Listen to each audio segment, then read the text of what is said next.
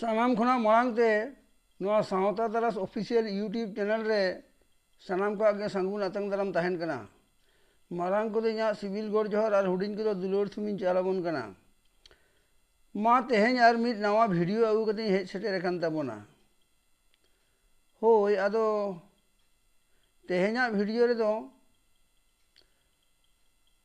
आदो जानिज बुलुंग सला के दाका दो जम हुयुग ताबोना मा एनखान ओना वीडियो के तेहें देबोन आजम सही गा मा होय आदो जानिज बुलुंग सला के दाका दो जम हुयुग ताबोना होय आदो जहां कथा नोडेन थुती लागिदो कना ओना दो जानिज सानाम कोगे पे बड़ाय जामेत ताबोना एनहो जहां बांग पे बुझ ᱧᱟᱢᱮत ताबोना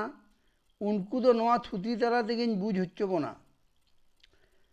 आदो दाका जमन दुड़ुब को ऑक्तो रे जहां जुदी को हेज ᱧᱟᱢ बोना मारांग रेगे को कुली गद बोना चेत उतु सला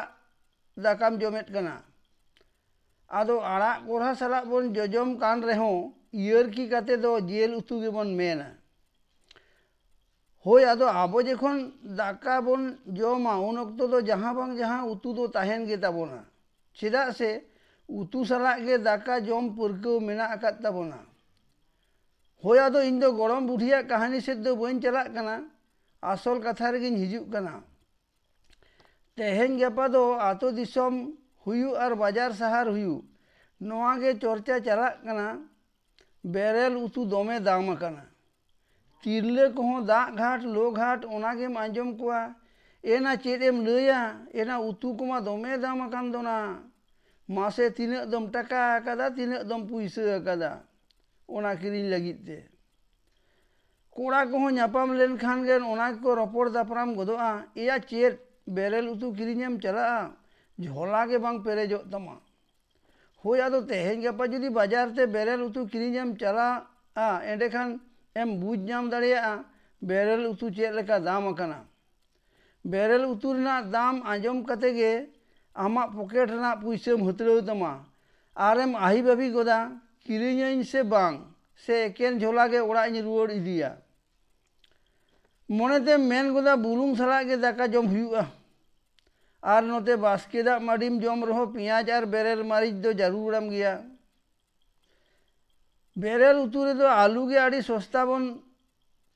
मेन ताहेन मेनखान नितो ओना केजी रे 2 टाका खन 2 टाका दाम कना पियाजेम किरिना ओना हो केजी रे 4 टाका खन 9 टाका दाम कना उनका के बेरेल मारिच हो 100 टाका दाम कना और दिकू कथा ते जहां को मेना बेगुन ओकार ना गुण गे बानुआ और आबो दो बन मेना बेंगाड़ ओना आड़ रेना दाम गे 100 टाका दोय दोन परम लगी दो कना पोटल भेटवा झींगे काबरा झींगे नोआ रेना दाम दो मांग ते केजी रे 12 टाका खन 2 टाका रेगे आचुर बड़ाई कान ताहेन नितो ओना हो 3 टाका रे सेटेर कना आरहो बांग साब तियुगो लेकान बेरेल उतुमा मेना गे जहां मुनगो लांडा जुदीम किरिना ओना दो केजी रे 290 टाका खन 500 टाका सेटेर कना और जुदी सिमले मारिचेम किरिना ओना दो केजी रे 200 टाका खन 290 टाका दाम कना आबो जहां घांगरा बन मेता ओना दो 100 टाका खन 190 टाका बीन्स से काटिज घांगरा के 200 टाका खन 290 टाका हुई कना और ओका आबो पाहिल खन सस्ता बन मेन आगु आकादा जेलेका हतट कोंढा पुरई आड़ा नोआ को 4 टाका खन 9 दाम अकना मासे ताहेर हो मांगते 12 टाका खन 2 टाका ताहे कना नितो ओना हो 100 टाका हो होचो कना नोते आदा तेमा बाम आदा गया आदो आदाम मेन और रासुड़ेम मेन ओना हो 290 टाका रे दुड़ुब अकना आर हो बाहा कुपी और पटम कुपी हो 9 टाका खन 9 टाका खन 100 दुआर से लहा इदी कना और जेल हाकू रे बिलाती मेसा साना मिया ओना हो केजी रे 150 टाका खन 150 टाका रे सेटेर कना और नोते धुनिया साकाम हो 200 टाका रे केजी आदो नोआ सब्जी से बेरेल उतु दाम रेना ओजे दो नोआ गे चासी होड़ को लईदा जे नुना ललो सितुंग रे बाद खेत रे दा पटाव काते हो बाड़ती आड़ी बाड़ती